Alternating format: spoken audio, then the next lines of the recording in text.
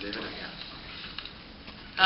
First of all, I'm really disappointed in the task force because they gave you what they've already had as far as the information that they passed on to Neil is something that they've had on the National Safety Council. It's in the book. They've added a few things, but they've had that for 10 years. Then they also, in 1999 again, the Corps of Engineer report. They asked for safety, told them to do these things. They didn't do them. Then in it says, let's do a poll from our people. Well, they did that in 1999 of the light rail, a poll for the drivers. And you know what? They didn't do anything about it.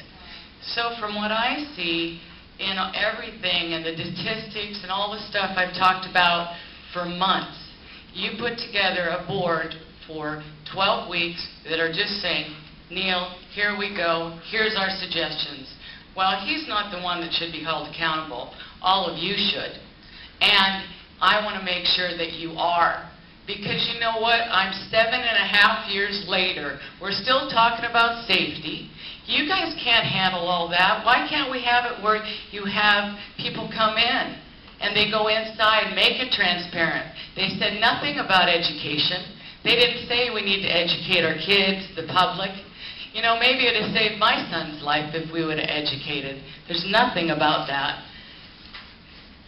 And on top of it, where's the transparency? You know, they have the reports. They're talking about the reports. They have all these reports.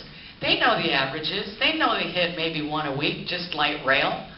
So you almost need a safety meeting every week and a board that just handles that. And one more thing. You know, when my son was hit, because light rail, he was hit on a light rail property, it's owned by TriMet. So TriMet is in charge. And there, after he got hit, it took 12 minutes because they called dispatch and don't call 911. By the time they got out from he got out from underneath the train, he had died. Well, there was an ambulance there.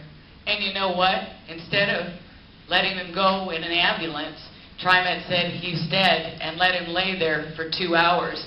Now, what if that was your son or your grandchild? Would you have wanted that? So I ask again, please make yourselves accountable, and please, so it doesn't happen to anybody in your family and everybody else, because there are so many of us that don't have limbs and don't have children, and we go over and over this every time. You give it to him and you say he's responsible for it. So are you going to go inside and make sure that he's following every single thing?